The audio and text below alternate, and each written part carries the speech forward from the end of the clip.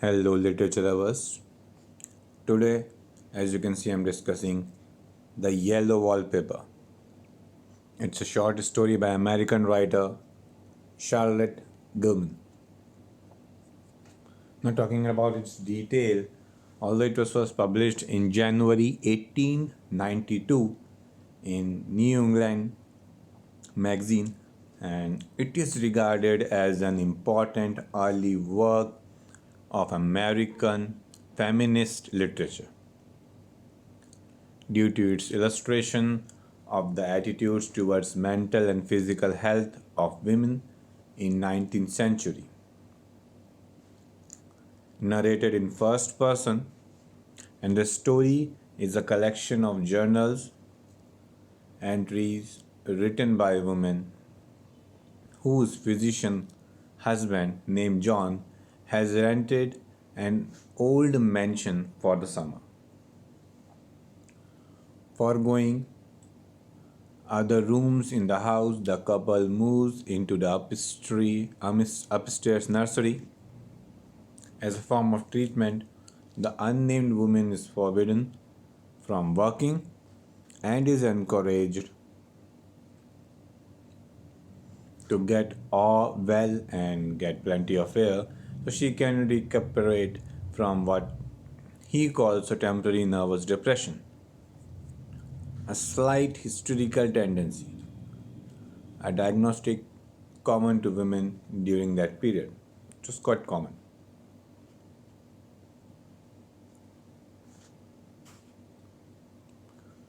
Gilman used her writing to explore the role of women in America in around 1900s, and she expanded upon many issues such as the lack of a life outside the home that is quite common nowadays, and the oppressive forces of the patriarchal society. Though her work, Gilman paved the way for writers such as Alice Walker and Sylvia Plath. Both are my personal recommendations to you.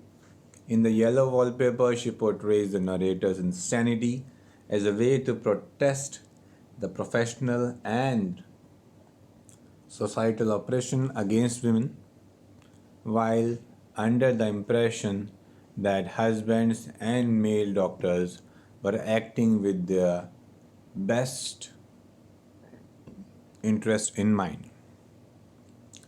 Women were depicted as mentally weak and fragile. Women's rights advocates of the era believed that outbreak of this mental instability,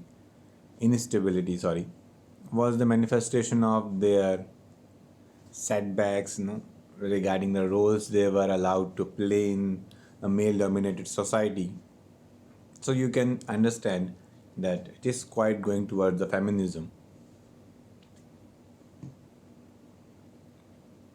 Women were even discouraged from writing because it would ultimately create an identity and become a form of defiance. Gilman realized that writing became one of the only forms of existence for women at a time when they had very few rights. Gilman explained that the idea for the story originated in her own experience as a patient, and the real purpose of the story was to reach Dr. Mitchell and convince him of the error he was. She had suffered years of depression, consulted a well known specialist physician who prescribed a rest cure, which required her to live as a domestic alive as possible. And she was forbidden to touch pen, pencil, or brush, and was allowed only 2 hours of mental stimulation a day. So you can understand how the work is going at that period of time, how they used to live. After 3 months and almost desperate, Gilman decided to contravene her diagnosis along with the treatment of methods and started to work again. Aware of how close she had come to complete mental breakdown. The author wrote the yellow wallpaper with additions and extractions to illustrate her own criticism for the medical field, sorry. Gilman sent a copy to Mitchell but never received a response, as expected from male and how dominated society is going through.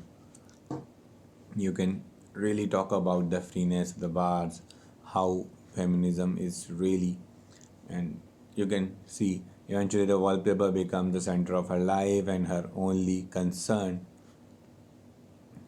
The cartoon is reflecting that women are forced for this work. Domestic work is so into their life. So you can understand she really shared her. This is a description by her own. And this is Charlotte Gilman.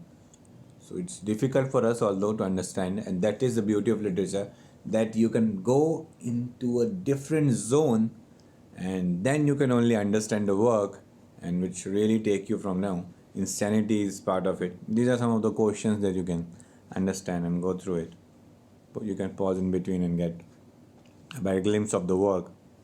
It's a very special work, and it really, marked great influence. That's all for today. I hope you will like it. Thank you.